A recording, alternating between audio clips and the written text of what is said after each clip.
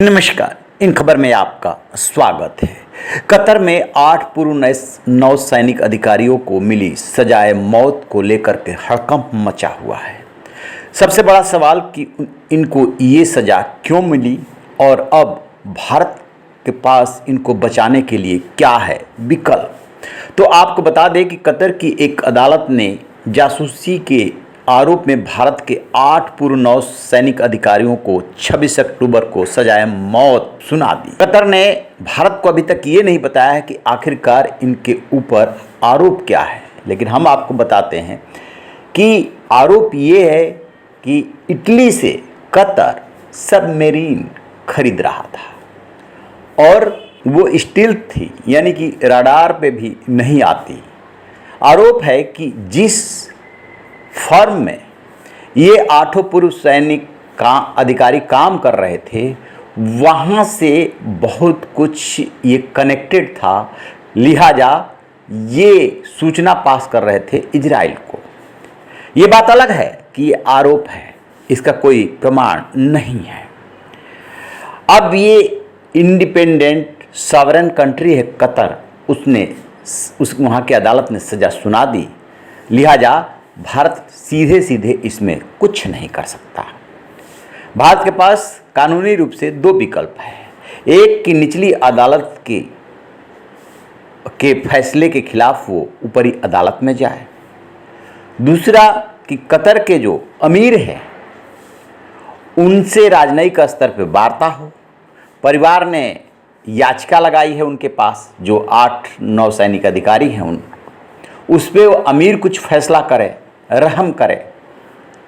इसके बाद भारत के पास जो सबसे बड़ा कानूनी विकल्प है वो है कुलभूषण जाधव मामले में जो भारत ने रुख अख्तियार किया था और इंटरनेशनल कोर्ट ऑफ जस्टिस में गया था, वैसे ही इस मामले को वहाँ पर ले जाए।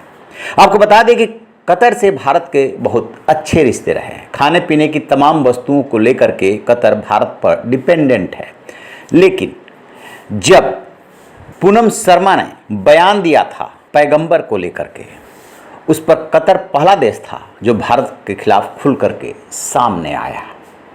इसके बाद छोटी छोटी कुछ और घटनाएं हुई जहां से भारत के राजनयिक संबंध कतर से बिगड़ने लगे। इस दौरान सबसे खास बात यह है कि पाकिस्तानी सेना का प्रमुख इनकी गिरफ्तारी से पहले भी कतर जाता है और जब सज़ा सुनाई जाती है उससे एक दिन पहले भी कतर के सेना प्रमुख से जाकर के मिलता है।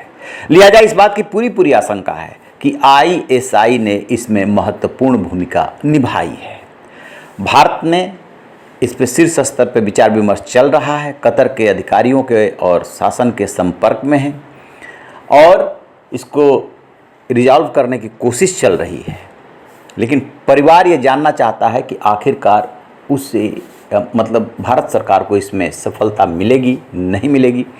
सबसे बेहतर जो तरीका है वो है राजनयिक तरीका, जिसके लिए विदेश मंत्री S जयशंकर को जिम्मेदारी दी गई है कि हर हाल में इस समस्या का समाधान निकालना है। माफ़ी मिल सकती है, अमीर के हाथ में है, वहाँ के ऊपरी अदालत के हाथ में है, और जब कुछ न बचे तो फिर इंटरनेशनल कोर्ट ऑफ जस्टिस है। ISI का जो हाथ होने की बात है वो भारत के लिए कान खड़े करने वाला है कि किस तरीके से पाकिस्तान अभी भी भारत की घेराबंदी में लगा हुआ है, बेशक वो दिवालियेपन के कगार पर है। तो अब देखते हैं कि भारत सरकार के जो प्रयास है, वो जो मेहनत है, वो कब रंग लाती है, और जैसे ही इसको लेकर के अपडेट मिलेगा आपसे साझा करेंगे। रहिए बेखबर, देखते रहिए इन खबर। Thank you.